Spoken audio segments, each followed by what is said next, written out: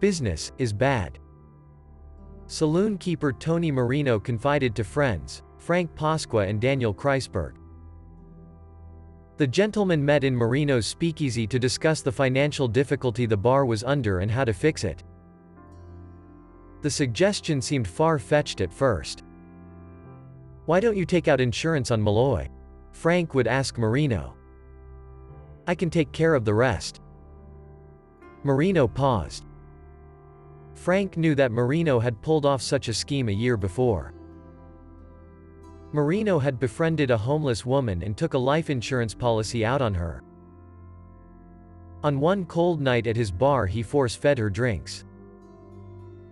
Once the woman passed out, Marino doused her bed sheets with cold water and pushed her bed under an open window. The medical examiner would list the cause of death as bronchial pneumonia, and Marino collected the money without incident. Marino nodded. "He looks all in.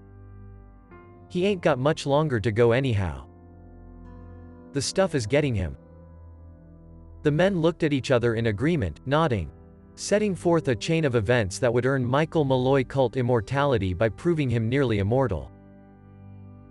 Over the next 5 months, the co-conspirators secured 3 life insurance policies on Micheal Malloy.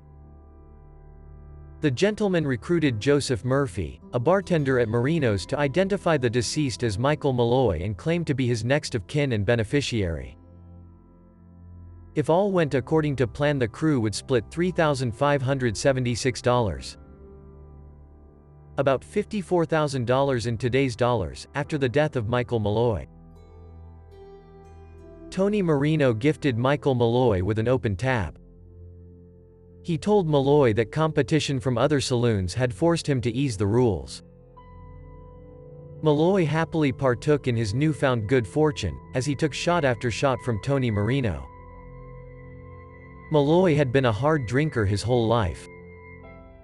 And he drank all night. He showed no real signs of intoxication. Finally he finished for the night, thanked his host for the hospitality and said he'd be back soon. Within 24 hours, he was. Malloy would repeat this pattern for the next 3 days, pausing only long enough to eat a complimentary sardine sandwich. Marino and his accomplices were baffled at the amount of alcohol Malloy was consuming without what seemed like any effect. The men started to grow impatient. Tony Marino suggested that the crew just shoot Micheal Malloy in the head, but Murphy offered a more subtle approach. The men would exchange Malloy's whiskey and gin shots with shots of wood alcohol. Drinks containing just 4% wood alcohol could cause blindness, and by 1929 more than 50,000 people nationwide had died from the effects of pure alcohol. They would serve this alcohol to Malloy straight. Marino thought this was a brilliant idea, declaring, "Give all of the drinks you want, and let him drink himself to death. Feed him with alcohol cocktails and see what happens."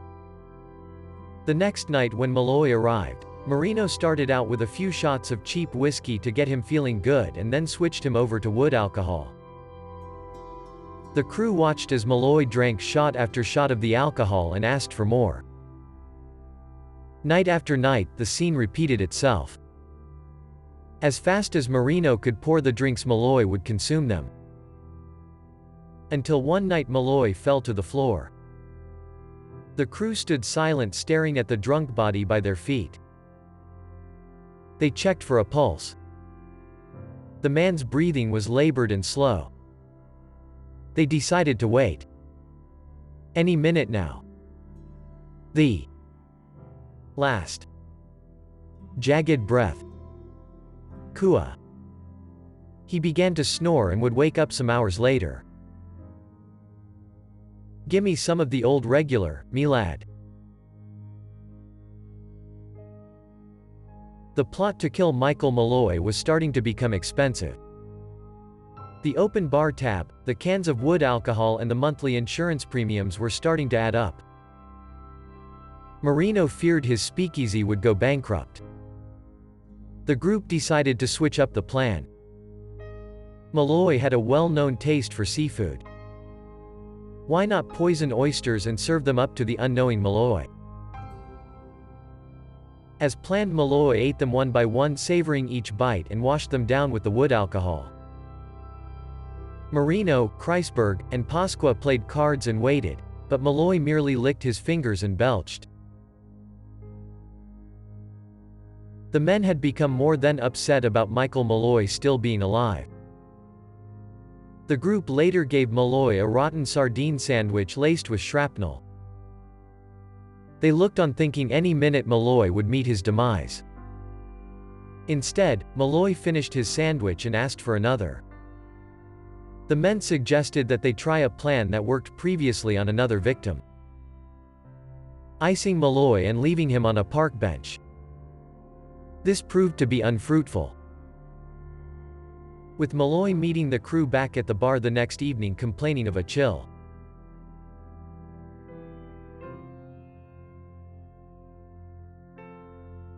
As another month passed and another insurance premium was due, the group became more desperate.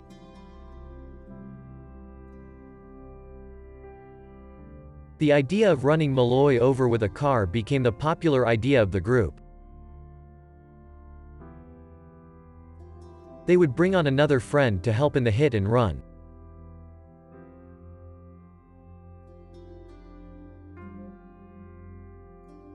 The group of men managed to get a drunk Malloy in the street and eventually run him over.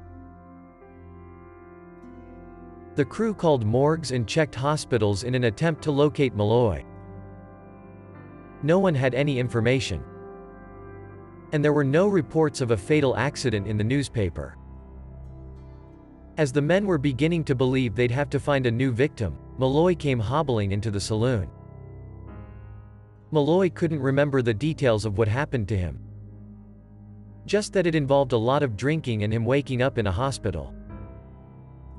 On February 21, 1933, 7 months after the group at Tony Marino's bar convened to kill Micheal Malloy, he finally died in a tenement near 168th Street, less than a mile from the speakeasy. A rubber tube ran from a gas light fixture to his mouth and a towel was wrapped tightly around his face.